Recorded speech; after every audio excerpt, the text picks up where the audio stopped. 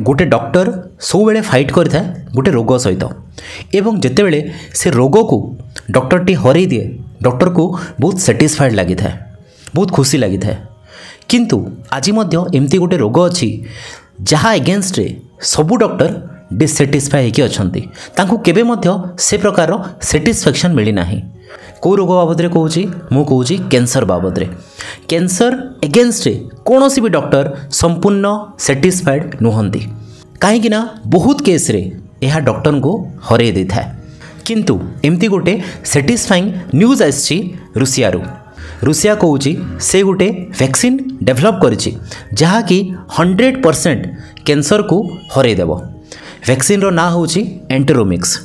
ये जो वैक्सीन अच्छी सेटा mRNA बेस्ड वैक्सीन ता अर्थ होची ए वैक्सीन देले आमर जो इम्यूनिटी अच्छी ताकू ट्रेन करा जिवो से ट्यूमर एगेन्स्ट रे ता अर्थ आमर इम्यूनिटी ट्रेनिंग पाइकी जो कैंसर अच्छी ताकू मारिया पाई चेष्टा करिवो।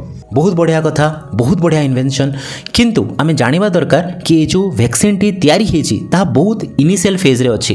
वैक्सीन जो तैयारी होता है तार बहुत सारा फेज देकी जीवा को पड़ता है एवं वैक्सीन टी तैयारी होता है। यह मात्र फेज 1 रे अच्छी एवं बहुत कम लोकों को लेकिन ये टेस्टा हेची।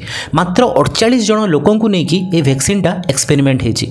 ता सहित यह खाली गोटे ट्यूमर एगेन्स्ट रे एबे पर्यंत टेस्टेड अच्छी ता होची कोलोरेक्टल कैंसर।